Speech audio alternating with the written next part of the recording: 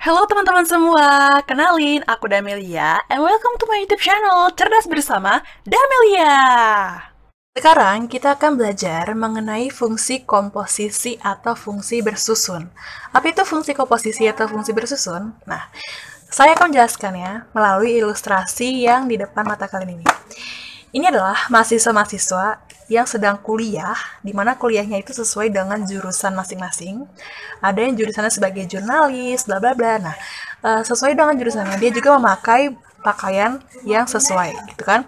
Nah, karena dia memakai pakaian yang sesuai, maka barang-barang yang dipakai pun sesuai dengan pakaian mereka. Kalau misalnya dia sebagai jurnalis, dia akan berotak-atik dengan komputer, ngetik-ngetik gitu ya.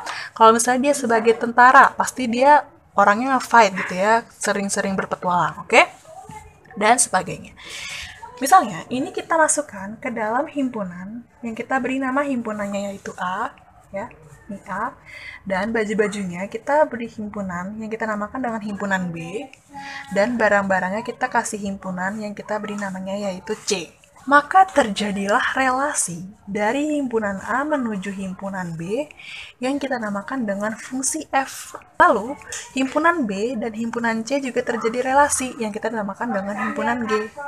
Nah, begitu juga dengan himpunan A dan himpunan C juga terjadi relasi yang dinamakan dengan G, O, F. Artinya gabungan dari fungsi G dan fungsi F. Seperti itu ya. Kalau mahasiswa ini saya kasih nama yaitu X ya, pokoknya setiap mahasiswa ini X gitu ya. Maka kalau misalnya X ini terjadi relasi yaitu fungsi F ke himpunan yang B, maka ini adalah kita namakan dengan domain dari si F. Dan ini adalah kodomain dari si F. Ini adalah barusan yang sebelah sini. Berarti fungsinya dari si domain F ke RF yaitu fungsi X gitu ya. Terus kalau misalnya kita ngomongin dari himpunan B ke himpunan C, kalau misalnya relasinya terjadi yaitu fungsi G, ini adalah domain dari si G. Dan ini adalah kodomain dari si G. Paham? Berarti dengan penjelasan ini kesimpulannya ialah Fx merupakan irisan dari si RF dan DG. RF merupakan irisan dari RF dan DG. Jadi kesimpulannya fungsi komposisi itu adalah susunan dari beberapa fungsi yang saling terhubung dan bekerja sama seperti ini ya. Jadi dia saling terhubung dan saling bekerja sama. Oke? Ini adalah soalnya. Misalnya ada fungsi fx yaitu x-1 dan fungsi gx yaitu x kuadrat plus 2.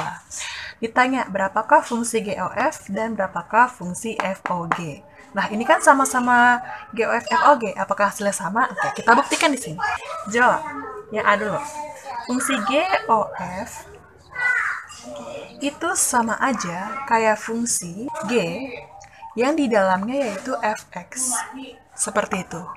Nah, berarti kalau misalnya Fx-nya x-1, berarti sama aja kayak G x-1. Nah, kita masukkanlah ke dalam fungsi G-nya. Kalau x kuadrat ini kan fungsi Gx. Sedangkan kita punyanya G x-1.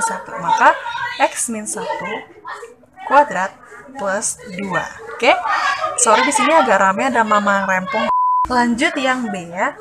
Dimana B adalah FOG. FOG sama aja kayak F dari Gx. Nah, Gx-nya ialah x kuadrat plus 2, berarti F x kuadrat plus 2.